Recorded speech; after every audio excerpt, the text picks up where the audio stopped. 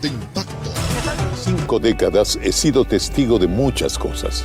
Y créanme, no hay nadie que sepa más que yo que salimos porque salimos. Vas a salir de esto. Vas a volver a abrir. Vas a volver a llenarlo.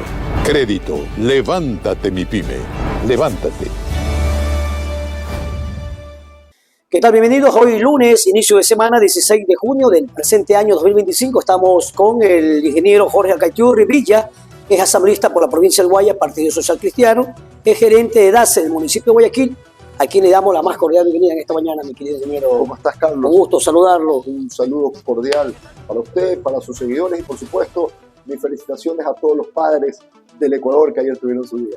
Un momento, ¿no?, de esparcimiento, ya que vivimos hoy en día en el transcurso de todos estos meses, mi querido ingeniero, más de 3.600 muertes violentas en todo el Ecuador, que es lo que nos preocupa a los ecuatorianos. Y por eso, pues, que el gobierno está llevando a cabo importantes leyes, muy respetadas por ciertos constitucionalistas y por otros que hay que modificarlas, reestructurarlas a otro criterio. No sé cuál es su análisis en base a la ley, a la nueva ley de solidaridad nacional, un proyecto bastante importante que busca penas severas y fuertes para los grupos de delincuencia organizada. Encantado. Primero hay que decir las cosas como son, porque 2 errores no hacen un acierto. Ese fue un proyecto que el CAL en su momento, el CAL, que es la Comisión de Administración Legislativa de la Asamblea Nacional, no debió haber calificado porque no tiene unidad de materia. No hay argumentos para que sea un económico urgente. Sin embargo, como todo proyecto, tiene cosas buenas y cosas malas. Por ejemplo, es positivo que los bienes incautados para el crimen organizado se puedan utilizar para reparación a las víctimas, reparación económica a las víctimas. Es positivo que para los contrabandistas de combustibles se aumenten las sentencias. Ese tipo de cosas, por supuesto, que son buenas y las necesita el Ecuador. ¿Qué es lo preocupante? Por ejemplo, que el bloque de seguridad pueda ordenar allanamientos sin orden judicial. Eso significa romper con la independencia de los poderes del Estado, el famoso check and balance, los pesos y contrapesos, y darle competencias jurisdiccionales a una institución que no las tiene y que no nació para eso. Eso es lo peligroso. Ahí no lo ve bueno usted, ¿no? En ese aspecto de los allanamientos sin orden judicial. En las redes sociales he escuchado mucho el que nada debe, nada teme. Pero ¿qué nos impide a nosotros saber que en un momento determinado eso se puede utilizar para sociedad civil, periodistas, etcétera, que piensan distinto al gobierno nacional? Entonces, a eso hay que ponerle un ojo, que sea aplicado de forma correcta y ligado a las actividades que tienen que ver con el crimen organizado. Si usted me pregunta a mí, el argumento es que a veces tenemos sospechas, pedimos orden judicial y el juez se demora, y tampoco podemos solapar eso. Claro. ¿Qué pudiese ser? Y yo lo planteé en los medios de comunicación en su momento. Si es que los jueces, después de 30 días de solicitar la orden judicial, cuando hay una sospecha seria de que alguien está vinculado a una estructura criminal, no emite la misma, entonces el juez se va destituido, y con eso no rompías la independencia de los poderes del Estado. Otra cosa que es de más preocupante es el indulto previo. ¿Por qué? Porque si ya está aprobado el uso progresivo de la fuerza, es decir, las fuerzas del orden ya pueden responder ante un ataque, imagínese usted mañana que eso sea utilizado de otra forma y que existan muchos civiles quizás de afectados, violación de derechos humanos y etcétera. Pero bueno, esperemos que las políticas se las apliquen bien, que las leyes se las apliquen bien y que esto no afecte al pueblo ecuatoriano. Pero como te digo, las leyes tienen cosas positivas. Es que, Jorge, yo quiero, y por eso hay que hacer el análisis de las mismas. Correcto, quiero catar un poquito, estamos en vivo y en directo con el ingeniero Jorge Acayturri Villa, es asambleísta por la provincia del Guayas. Es importante el pronunciamiento, ¿no? Es asambleísta, sí. Es importante conocer hoy en día porque la gente dice prácticamente que los jueces, los procesos se demoran demasiado. Y cuando se encuentran las bandas delincuenciales, mientras llega la orden, todas esas cosas, siempre cogen al guardia de seguridad, cogen el incautamiento, pero nunca cogen los peces grandes. Mire, ese era el proceso que muchos se preguntaban. Mire, cuando yo fui asambleísta en el periodo anterior, planteamos varias leyes penales para que los delincuentes no se le burlen en la cara a la gente y no salgan con la indignante velocidad que salen el día de hoy. 1. Para aquellos delitos que tienen de cabeza al Ecuador: secuestro extorsivo, sicariato, homicidios, asesinatos, reclutamiento de menores, tráfico de estupefacientes y etcétera, escúcheme, se elimina el procedimiento abreviado. ¿Por qué? Porque los delincuentes van, se declaran culpables, les reducen automáticamente la pena, después por buen comportamiento los ves en la calle rapidito. Y el pueblo ecuatoriano se quedó totalmente violentado y agredido. Después, la eliminación de las medidas cautelares, pero sobre todo, de las medidas cautelares no, de la prisión preventiva, la caducidad de la prisión preventiva. ¿Por qué? Porque mañana, viene usted, los delincuentes tienen plata, compran jueces y fiscales, le dictan 2 meses de prisión preventiva, no le formulan cargos y a los 2 meses ya está con indignante velocidad en la cárcel. Eso tiene que eliminarse. ¿Para qué? Para que los jueces tengan herramientas contundentes para condenar al crimen organizado. Muy bien, estamos en diálogo frontal con Jorge Acaiturri Villa, es asambleísta por Guayas y es gerente de ACE Municipio de Guayaquil. Bueno, el pueblo está enardecido, créame, tras vacunas, extorsiones. Ahorita un gran negociado el caso de secuestro. ¿Cuánto están pidiendo? 60.000, 40.000, 60.000, 80.000, los secuestros y la extorsión han crecido dramáticamente en el Ecuador. Pero otra cosa, y que tiene que preocuparnos, son las muertes violentas. Mire, en el 2020, el Ecuador tenía un promedio de 7 muertes violentas por cada 100.000 habitantes. Mire cómo peligrosamente va subiendo. Para el 2021, 14. Para el 2022, 27. Es decir, año a año va subiendo, se ha ido duplicando. En el 23 tuvimos el peor comportamiento de estas cifras, con aproximadamente 46 muertes violentas por cada 100.000 habitantes. En el 24 tuvimos una disminución del 17%, bajando a 39 muertes violentas por cada 100.000 habitantes. ¿Saben cuánto estamos ahorita?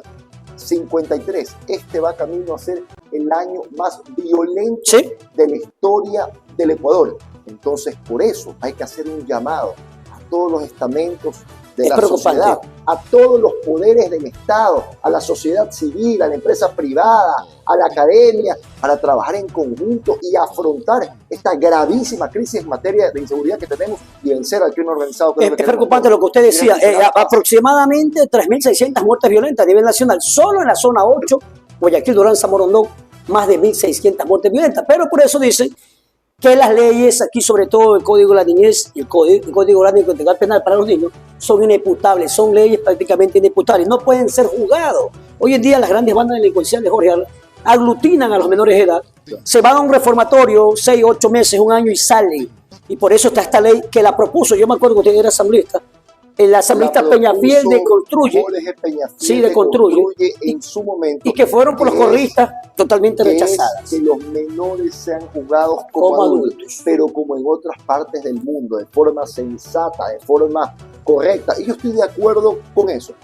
Si un menor comete un acto delincuencial grave, sicariato, primero, hasta que cumpla los 18 años, va al correccional de menores. Correcto. Una vez que que cumple los 18 años, pasa a la cárcel de mayores a terminar su sentencia. Así sucede en Europa, así sucede en Estados Unidos, así sucede en todos los países desarrollados. Yo estoy de acuerdo con eso. Lo que no entiendo es por qué se presenta algo similar nuevamente cuando ya está presentado. ¿Y usted cuando fue asambleísta, ustedes social cristianos votaron a favor cuando Peñafiel lo propuso? ¿Votaron a favor ustedes? A favor de esto, por supuesto. Y se opusieron los correístas, ¿no? La Comisión de la Niñez en aquel momento, la presidenta era Pierina Correa. Entonces, por supuesto que se opuso el correísmo, así como todas las leyes en materia penal que nosotros planteamos. Oiga, nosotros planteamos lo que le acabo de comentar hace un rato.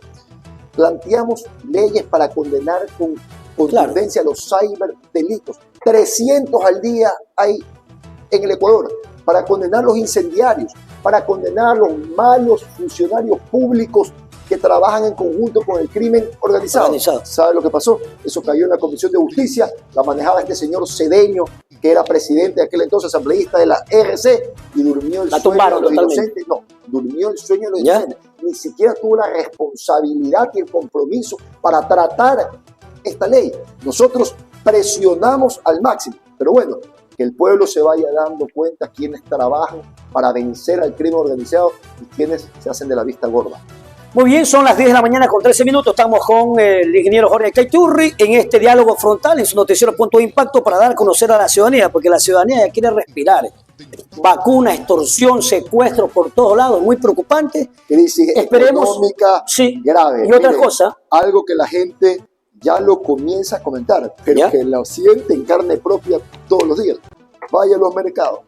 Vaya a los supermercados. Aumento de precio. Todo ha subido de precio aproximadamente 20%. Y esa fue una de las consecuencias que nosotros advertimos en su momento con el aumento del IVA. Porque si bien es cierto, te dicen, pero los productos de la canasta básica no pagan IVA. Señores, pero los combustibles sí pagan IVA. Los insumos y herramientas que se utilizan para producir los víveres de la canasta básica sí pagan IVA. Por eso todo aumenta de precio. Y es hoy donde se lo está sintiendo con más fuerza. Y no hay un buen control. Yo no veo un buen control por parte de esa parte. Mi querido ingeniero, bueno, es importante reestructurar ciertas medidas. No se ve la ley buena, pero hay ciertas cosas que hay que reestructurar. Como todo, hay cosas positivas y negativas. Para eso está el diálogo. Yo tengo una frase: el diálogo y las discrepancias son fundamentales para el buen funcionamiento de una sociedad democrática que quiere progresar. De ahí nacen las ideas que solucionan los grandes problemas que existen. Apliquemos el diálogo técnico, argumentado, serio, sensato y honesto para encontrar consensos que permitan aplicar medidas a los grandes problemas que tiene el Ecuador el día de hoy. Pero para eso, perdónenme, hay que dejar los revanchismos a un lado. Porque yo no voy a defender a nadie, pero ¿qué es esa payasada de que en la Asamblea Nacional no se le da la palabra a los otros partidos que veo ahora? Eso, ¿sabe desde cuándo no sucedía? Desde que la señora Gabriela Rivadeneira fue presidenta de la Asamblea en el periodo 13-17. Entonces, el Ecuador no puede seguir actuando así. El odio y la revancha no pueden ser el factor de decisión y de toma de decisiones. Tiene que ser el amor, la sensatez, las propuestas para solucionar los problemas, los que tienen que permitir que la gente decida por quién va a votar y qué hacer de aquí en adelante. Y sobre todo es muy importante también un poquito rescatar, yo siempre lo he dicho como periodista, la baja institucionalidad de la Asamblea, la anterior, la del año pasado, no de todos, pero sí de muchos, dejó mucho que desear. Tú estás hablando más de institucionalidad, de gobernabilidad. Porque de hecho la gobernabilidad nos permitió en su momento y al inicio fortalecer la institución. Claro. El problema es que posteriormente pasó lo que desgraciadamente viene pasando siempre en el Ecuador. Se acercan las elecciones, entonces comienzan los cálculos políticos, los intereses personales y etcétera. La Asamblea anterior, en su poco tiempo, aprobó más de 60 leyes. Más de 60 Esta que pasó de 14 meses. Sí, sobre todo al inicio, donde existieron acuerdos de gobernabilidad con líneas rojas. Pero es lo que yo siempre digo, cuando vamos a un diálogo en el Ecuador, todo el mundo siempre comienza por las discrepancias, por lo que piensa distinto. ¿Por qué no comenzamos por los consensos? Ponemos a funcionar lo que estamos de acuerdo y después, con altura, con respeto, con argumentos, sin odio y sin vanidad, discutimos lo que pensamos distinto. Pero también mucha de la ruptura que se dio porque hubieron quienes vieron en la Asamblea el cuco para desviar la atención de promesas incumplidas. Yo creo que eso se terminó. Ya no hay chance a la excusa. El pueblo ecuatoriano le ha dado la confianza al gobierno nacional para que cumpla sus propuestas de campaña. Y el pueblo también estará a las expectativas, si están a la altura o no, porque no puede ser que ya vamos a cumplir casi 2 años y la situación económica va mal, la crisis de inseguridad va en aumento, vemos cómo se han recortado gran parte de los proyectos sociales. Entonces, no podemos seguir pensando en cosas banales. Hay que enfocarnos en lo que realmente es importante y trabajar para ello. ¿Sabes cuál es la verdadera desgracia que tiene el Ecuador? De donde nace la mayoría de inseguridad, problemas económicos y las desgracias que tiene. Claro. El 49.4% de nuestros niños viven en situación de necesidades básicas insatisfechas. Es decir, falta acceso a la educación, a la salud pública, acceso a la salud y a infraestructura sanitaria.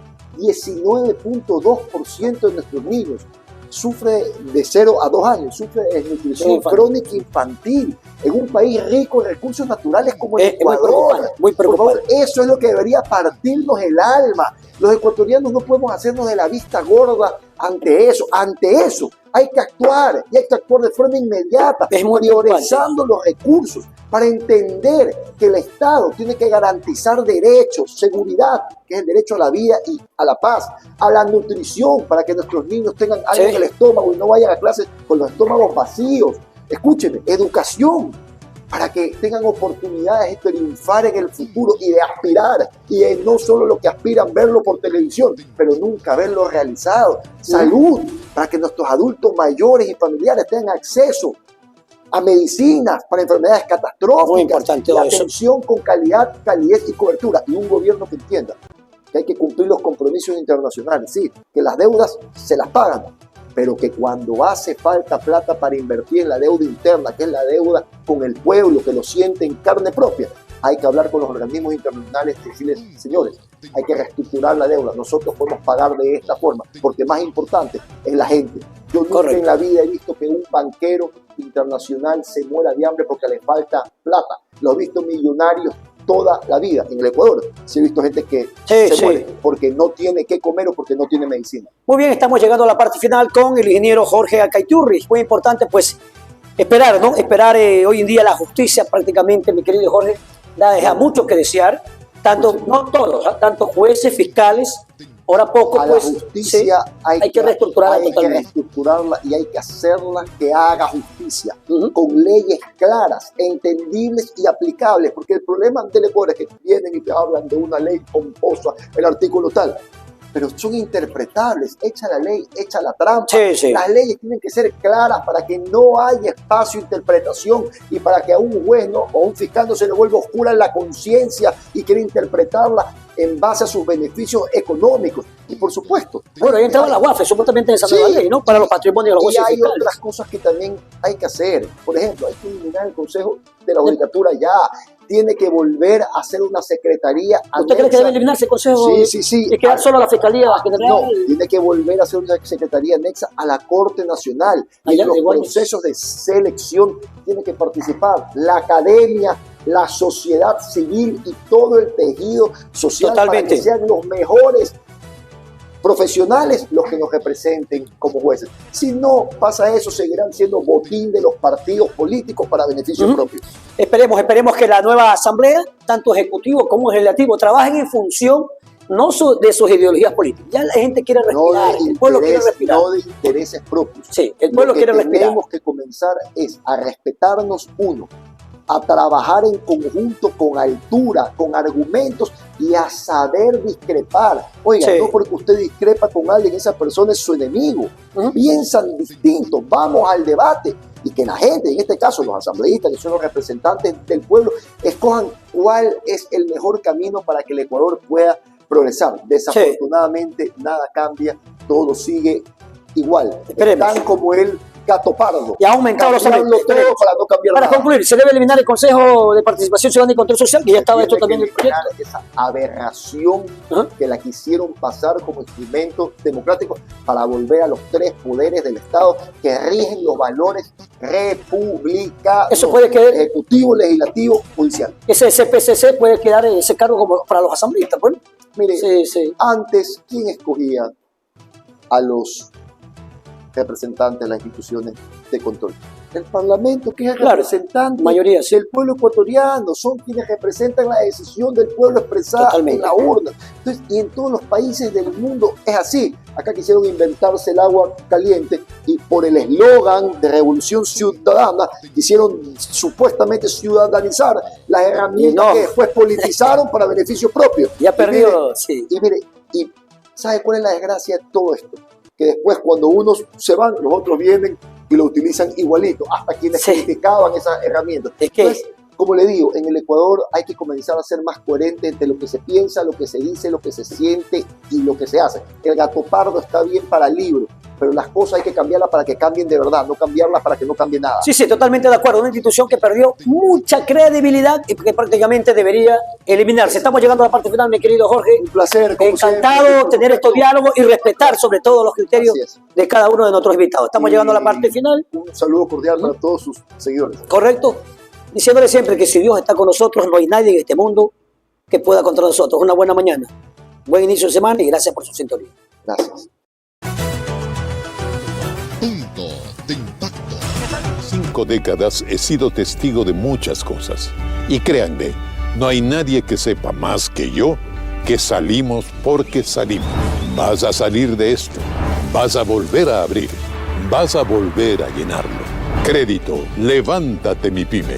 Levántate.